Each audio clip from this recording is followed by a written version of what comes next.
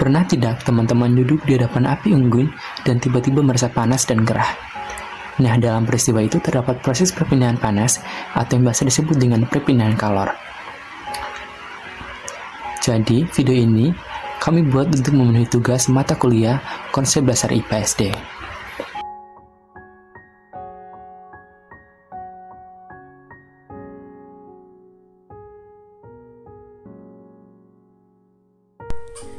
Pertama-tama kita akan membahas sejarah singkat tentang kalor dan pengertiannya. Kalor berasal dari kata kalorik, ditemukan oleh ahli kimia Prancis yang bernama Antoine Laurent Lavoisier. Pada abad ke-18, kalor dianggap sebagai zat alir atau fluida tanpa bobot serta tidak bisa dilihat. Kalor timbul apabila terdapat bahan yang dibakar. Selanjutnya pada abad ke-19 ditemukan berbagai fenomena yang berhubungan dengan kalor. Dapat dideskripsikan secara konsisten tanpa perlu menggunakan model fluida. Model yang baru ini menang kalor berhubungan dengan kerja dan energi. Benjamin Thomson, Robert Mayer, James Prescott Joule membuktikan bahwa kalor merupakan suatu bentuk energi. Count Rumford serta Sir James Prescott Joule melalui pengalaman mereka saat pengeboran laras meriam serta beragam percobaan dilakukan mendapatkan kesimpulan bahwa energi mekanik terus-menerus berubah wujudnya menjadi kalor. Hal ini menunjukkan adanya kesetaraan antara energi mekanik dengan kalor. Nah, dari sejarah singkat tadi kita jadi tahu kalau kalor itu apa. Jadi secara umum kalor diartikan sebagai energi yang berpindah dari suhu tinggi ke suhu rendah. Kalor juga bisa dikatakan sebagai suatu kuantitas atau jumlah panas baik yang diserap maupun dilepaskan oleh suatu benda yang untuk mendeteksinya perlu menggunakan alat pengukur suhu benda. Contoh, ketika teman-teman masak air panas, panas api dari kompor akan diserap oleh panci, setelah itu diteruskan ke air yang teman-teman masak, sehingga lama-kelamaan air tersebut akan mendidih. Jadi dari peristiwa tersebut kita bisa mengetahui bahwa kalor dari api telah berpindah ke panci dan air yang sebelumnya punya suhu lebih rendah daripada api sehingga mencapai kesetaraan. Ngomong tentang perpindahan, atau tidak benda yang bisa mengantarkan kalor disebut konduktor ya teman-teman. Contoh benda konduktor yaitu tembaga, besi, air, timah, dan aluminium. Sementara itu, benda yang tidak bisa mengantarkan kalor disebut isolator. Contoh benda isolator yaitu plastik, kain, kayu, karet, kertas, dan lain-lain. Kalor memiliki satuan internasional atau disingkat SI yaitu Joule. Kalor juga bisa dinyatakan dengan satuan kalori atau kal, tetapi satuan kalori bukan satuan internasional. Kalor merupakan satu bentuk energi yang pindah karena terdapat perbedaan suhu. Berikut beberapa sifat kalor. Yang pertama, kalor dapat mengubah suhu suatu benda. Yang kedua, zat melepaskan kalor pada saat mengembun. Yang ketiga, saat membutuhkan kalor untuk menguap. Selanjutnya kita akan membahas beberapa rumus yang berkaitan dengan materi kalor dalam pembelajaran fisika. Yang pertama itu rumus perpindahan kalor. Banyaknya kalor yang diperlukan untuk menghasilkan perubahan suhu ternyata sebanding dengan massa benda dan perubahan suhunya, serta banyaknya kalor yang bergantung pada jenis benda tersebut. Secara matematis, hubungan tersebut dapat ditulis sebagai berikut. Yang kedua yaitu tentang kalor jenis. Kalor jenis adalah jumlah energi panas yang diperlukan oleh 1 kg bahan untuk menaikkan suhunya sebesar 1 Kelvin. Setiap bahan memiliki kalor jenis yang berbeda. Satuan kalor jenis adalah Joule per kilogram per Kelvin atau dalam Joule per kilogram per derajat Celcius, di mana secara matematis dapat ditulis sebagai berikut. Rumus yang ketiga yaitu tentang kapasitas kalor. Untuk satu zat tertentu, misalnya zatnya berupa bejana kalorimeter, ternyata akan lebih memudahkan jika faktor massa dan kalor jenis dinyatakan sebagai satu kesatuan. Faktor massa dan kalor jenis ini biasanya disebut kapasitas kalor, yaitu banyaknya kalor yang diperlukan untuk menaikkan suatu suhu saat sebesar 1 derajat Celcius. Dapat dirumuskan sebagai berikut. Selanjutnya yang akan kita bahas yaitu tentang perubahan wujud zat. Kalor yang diterima atau dilepaskan satu zat dapat mengakibatkan pada perubahan wujud suatu zat. Penerimaan kalor akan meningkatkan suhu dan dapat mengubah wujud zat dari padat menjadi cair atau cair menjadi gas. Sedangkan pelepasan kalor dapat menurunkan suhu atau merubah wujud dari cair menjadi padat atau gas menjadi cair. Jika suatu zat menerima atau melepaskan kalor, pada awalnya akan terjadi perubahan temperatur. Namun demikian, hal tersebut akan mencapai keadaan jenuhnya dan menyebabkan perubahan fase. Kalor demikian disebut kalor laten. Kalor laten adalah kalor yang dibutuhkan benda untuk mengubah wujudnya per satuan massa. Secara matematisnya itu dapat ditulis sebagai berikut. Selanjutnya kita membahas tentang asas Black. Asas Black adalah suatu prinsip dalam termodinamika yang dikemukakan oleh Joseph Black, seorang ahli kimia fisika yang berasal dari Skotlandia.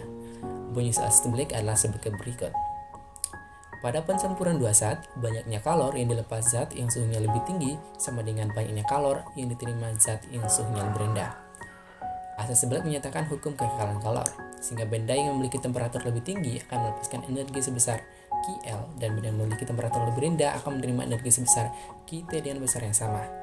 Atau secara sistematisnya dapat ditulis sebagai berikut. Materi selanjutnya itu tentang perpindahan kalor. Secara natural, perpindahan kalor terjadi akibat perbedaan temperatur, di mana kalor bergerak dari satu zat dengan temperatur tinggi ke satu zat dengan temperatur yang lebih rendah. Perpindahan kalor ini akan terus berlangsung sehingga kedua zat tersebut mencapai keseimbangan temperatur. Perpindahan dapat terjadi dalam 3 cara, yaitu yang pertama, itu secara konduksi. Perpindahan kalor secara konduksi adalah perpindahan kalor yang terjadi melalui pergolakan molekuler suatu material tanpa diikuti perpindahan material secara menyeluruh. Contoh dari konduksi adalah ketika suatu batang logam dipanaskan pada salah satu ujungnya, maka panas tersebut lama-kelamaan akan dirasakan di ujung yang lain. Memanaskan ujung logam akan membuat partikel logam membuat getaran pada partikel lain yang terhubung dengannya. Itulah sebabnya, semua partikel logam akan bergetar meskipun hanya satu ujung logam yang dipanaskan karena hal ini merangsang terjadinya perpindahan kalor. Dari keterangan di atas maka ditampilkan persamaan untuk perpindahan kalor dengan cara konduksi dengan rumus sebagai berikut. Perpindahan kalor yang kedua yaitu secara konveksi.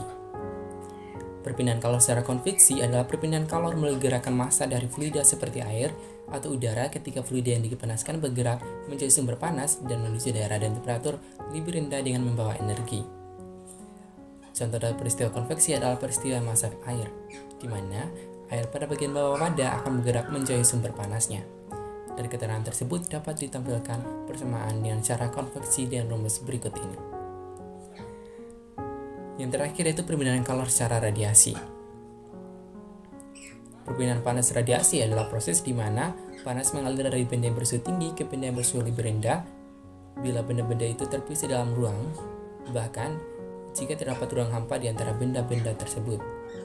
Energi radiasi dikeluarkan oleh benda karena temperatur yang tinggi yang dipindahkan melalui ruang antara dalam bentuk gelombang elektromagnetik. Bila energi radiasi menimpa suatu bahan, maka sebagian radiasi dipantulkan, sebagian diserap, dan sebagian diteruskan. Sebenarnya, setiap benda dapat memancarkan dan menyerap radiasi kalor, namun besarnya bergantung pada suhu benda dan warna zat benda tersebut. Semakin panas benda dibandingkan dengan suhu lingkungan sekitarnya, maka akan semakin besar pula kalor yang diradiasikan ke sekitarnya. Jadi, semakin luas permukaan benda panas membuat semakin panas pula kalor yang diradiasikan ke sekitarnya. Contoh yang paling umum adalah panas dari sinar matahari sampai ke bumi dan planet-planet lainnya. Secara sistematis, persamaan untuk perpindahan kalor dengan cara radiasi dapat dirumuskan sebagai berikut ini. Selanjutnya kita akan membahas tentang jenis-jenis kalor. Yang pertama itu kalor pembentukan. Kalor pembentukan adalah kalor yang dihasilkan atau dibutuhkan untuk membuat satu mol senyawa dalam unsur-unsurnya, seperti berupa gas yang ditulis dan rumus molekulnya. Contoh kalor pembentukan adalah C12O2 Br2 H2. Jenis energi panas pembentukan merupakan jumlah panas yang dibebaskan atau diserap saat suatu mol zat murid terbentuk dari unsur-unsurnya dalam keadaan standar pada tekanan konstan. Jika membentuk energi panas positif, artinya reaksi pembentukan adalah endotermik atau memerlukan energi terjadi. Sedangkan jika energi panas pembentukan negatif, artinya reaksi pembentukannya eksotermik atau melepas energi. Yang kedua adalah penguraian. Kalor penguraian adalah bentuk kalor yang dihasilkan atau dibutuhkan untuk mengurai satu mol senyawa menjadi unsur-unsur yang lain.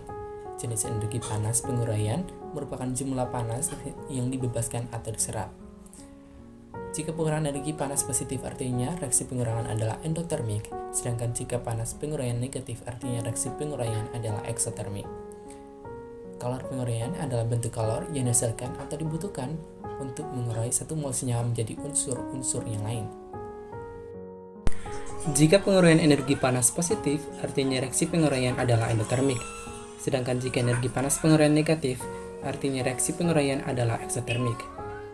Yang ketiga yaitu kalor netralisasi. Kalor netralisasi adalah jenis kalor yang didapatkan atau dibutuhkan untuk membentuk 1 mol H2O dari reaksi antara asam dan basa. Jenis energi panas netralisasi merupakan jumlah panas yang dibebaskan atau diserap saat larutan asam dan basa bereaksi satu sama lain untuk membentuk garam dan air pada tekanan konstan. Heat of neutralization sering digunakan untuk mengukur kekuatan asam atau basa dalam larutan. Jika heat of neutralization positif, artinya reaksi netralisasi adalah eksotermik. Sedangkan jika kalor netralisasi negatif, artinya reaksi netralisasi adalah endotermik. Yang keempat, yaitu kalor pelarutan. Kalor pelarutan adalah jenis kalor yang didapatkan atau dibutuhkan untuk melarutkan 1 mol zat yang awalnya padat menjadi larutan. Jenis energi panas pelarutan merupakan jumlah panas yang dibebaskan atau diserap saat zat padat larut dalam pelarut untuk membentuk larutan pada tekanan konstan. Energi panas jenis ini berperan untuk mengukur tingkat kelarutan suatu zat dalam pelarut tertentu. Jika heat of solvation positif, artinya proses pelarutan adalah endotermik. Sedangkan jika kalor pelarutan negatif, artinya proses pelarutan adalah eksotermik. Yang terakhir yaitu kalor pembakaran. Kalor pembakaran adalah kalor yang dapat atau diperlukan untuk membakar 1 mol zat, yakni unsur atau senyalanya. Jenis energi panas pembakaran merupakan jumlah panas yang dibebaskan atau diserap saat 1 mol zat terbakar sepenuhnya dalam oksigen murni pada tekanan konstan. Ini juga disebut burning heat molar standard atau entalpi pembakaran standar. Kalor pembakaran digunakan untuk mengukur energi kimia yang terkandung dalam bahan bakar dan juga memberikan informasi tentang efisiensi pembakaran suatu bahan.